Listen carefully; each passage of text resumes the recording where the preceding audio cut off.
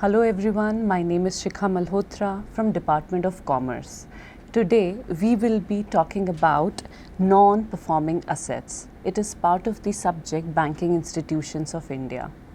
So before moving ahead and understanding what non-performing assets are, let us just go through the contents of today's video. So today we will be talking about what is non-performing assets, then classifications of non-performing assets, followed by what is gross NPA and net NPA, then one practical example we'll be going through, and followed by understanding what happens to the non-performing assets actually.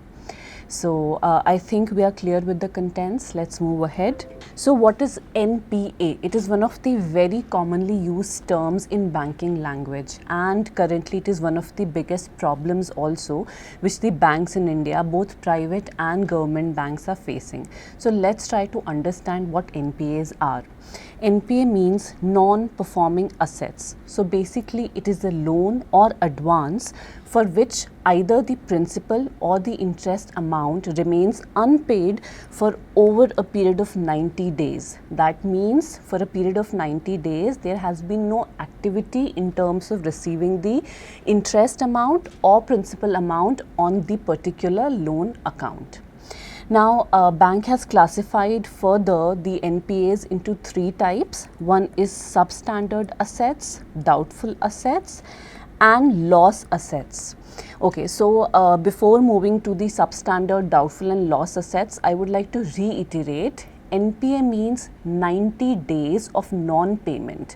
That means once you have taken the loan from the bank and the repayment tenure starts, after the starting of repayment tenure, for consecutive 90 days, there has been no payment of any kind in that particular loan account. That leads to NPA, that is non-performing assets. But you cannot directly consider these non-performing assets as those assets which would later on turn into bad debt. So therefore there is further classification.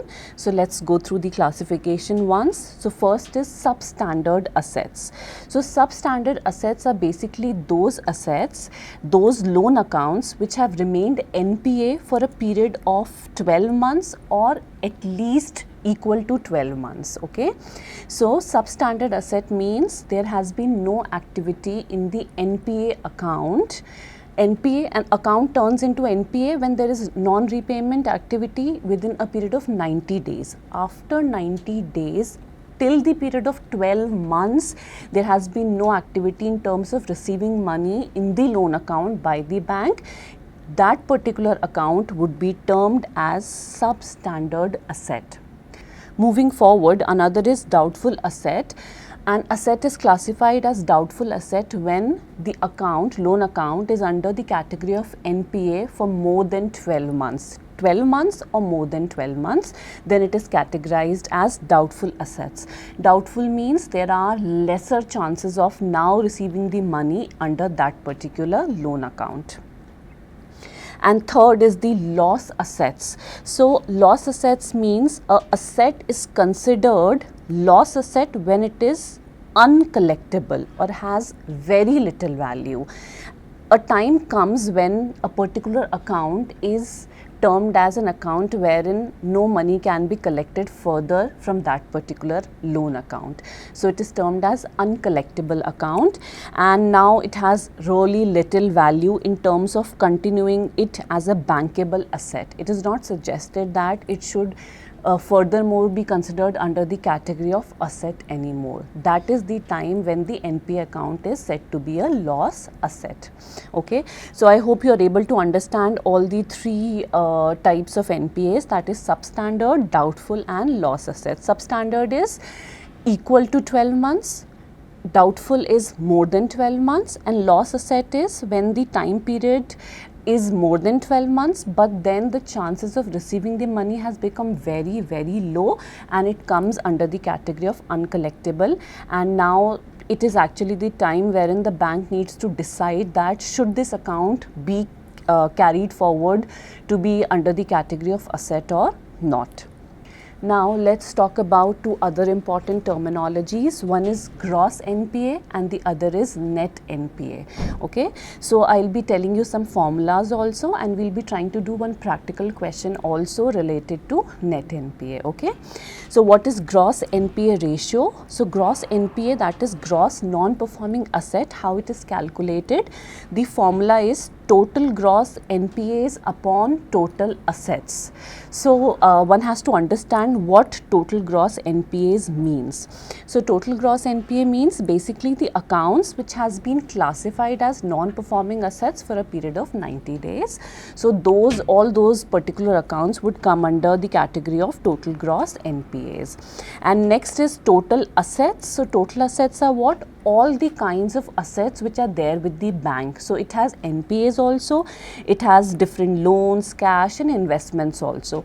All the assets will be totaled as total assets. So now the formula is gross non-performing asset ratio equals to total gross NPA upon total assets. So again, total gross NPA is what? Those NPAs which come under the category of those assets which come under the category of NPA for more than 90 days, and total asset means including NPAs plus other bankable assets of the bank. Okay, so now what is its implication? So a high gross NPA suggests that there's a significant proportion of the bank's loan which are not being repaid. So it's a problematic situation. More of the loans have to be repaid. So a high gross NPA means that there are a significant amount of loans which are not being repaid, and potentially it could lead to financial difficulties for a bank. Okay, now let's move forward. Next is net non-performing asset, that is net NPA.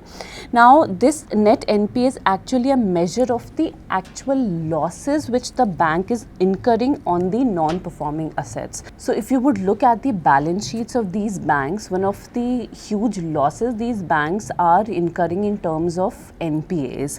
So net NPA is basically the measure which tells the actual losses the bank is incurring on its non-performing assets. Now this net NPA is calculated by total gross NPAs minus subtracting the provisions out of it. Okay, so again we have already studied what total gross NPAs is, but I would like to take you through it again. So total gross NPA means the loan accounts which has been classified as non-performing for more than a period of 90 days, that is total gross NPA, minus or subtracting it with provisions. So what basically provisions are? So there is a certain amount which is kept aside by the bank. This amount basically helps the bank in terms of recovering a certain amount of NPA.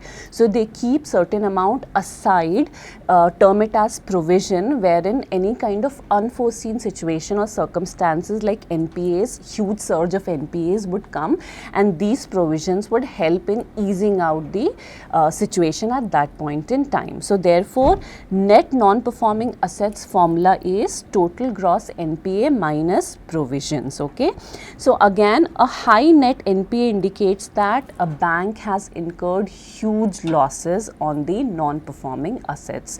So lesser the net NPA, better is the financial situation of the bank, and vice versa. Higher the NPA, net NPA, that means higher the losses the bank is incurring in terms of non-performing assets. So that means there could be a future financial problem which the bank might face very soon. Okay, so I hope you are able to understand the concept of gross NPA and net NPA. Now I'll be quickly taking you through a practical question related to NPA. Let's try to find out the actual losses which the bank is incurring in this particular example. So here we have taken the total outstanding loan of 2 crore rupees. That means a bank has given loan to different individuals, corporates, companies worth 2 crore. Now, out of these loans, 1 crore are classified as non-performing or bad loans. Okay, so out of the total 2 crore loans which the bank has issued to various people, corporates, companies, 1 crore of the amount has come under the category of NPA. That means there has been no receiving of funds for a period of 90 days or more in those particular loan accounts, which turns out to be a sum of 1 crore rupees. Okay.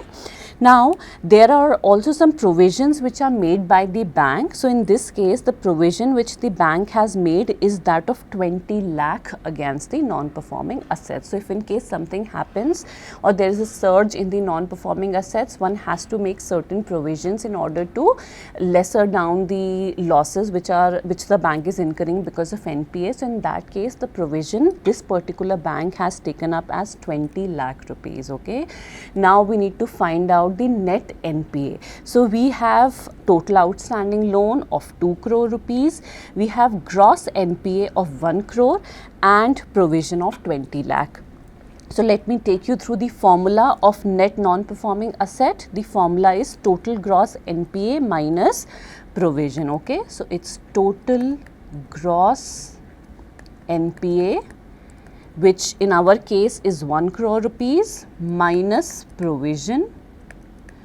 In our case, the provision is 20 lakh rupees. So, now let's solve it. So, it would be 1 crore minus 20 lakh, that is 80 lakhs. So, in this case, the total losses which the bank is incurring because of non-performing assets is of worth 80 lakhs. So, the total losses the bank is incurring is of worth 80 lakh rupees. So, it is definitely a huge amount a bank has to incur in terms of non-performing assets. So, I hope you are able to understand the practical aspect of non-performing assets. Now, let's move forward to the last point, which is what happens to these non-performing assets. So, we have understood that there are non-performing assets, how the bank categorizes them, how can they be calculated. But now what exactly happens to these non-performing assets? So, one has two options. Okay. So, let's first go through the option number 1. Whenever as an individual or as a corporate you go to bank to take loans, and if the amount is huge, in that case bank would always ask for a collateral. That collateral would be generally an asset. It could be some plant, it could be land, it could be building, it could be anything like that. So, in that case, in option 1, if the borrower fails to make the payment, if you as a borrower are not able to make the payment of the loan which you have taken, in that case the asset which you have kept as a collateral, the lender or the bank may take the legal action and they will be forced to sell the pledged asset, the asset which you have kept as the collateral security. The bank would be forced to sell off that asset and would be able to recover 100% or some part of the total loan amount which you have taken from the bank. This is the option number 1 which happens. Then there is this option number 2. If there is no asset available at the time of taking the loan, you have not kept any collateral security and you are persistently failing to make payments, it could then lead the lender categorizing your bank account as bad debts or bad loans. And in fact, the lender would now transfer your account to non-performing asset and can also assign a collection agency, and that collection agency will now start to recover the loan amount from you. They have different ways of doing so, by taking legal action, by calling, by sending you emails. It can sometimes lead to threats also, but this is how it works. So, this collection agency at a discounted rate would ask you to wind up the loan amount. So, these are the two options available under the case of non-performing assets. Thank you so much.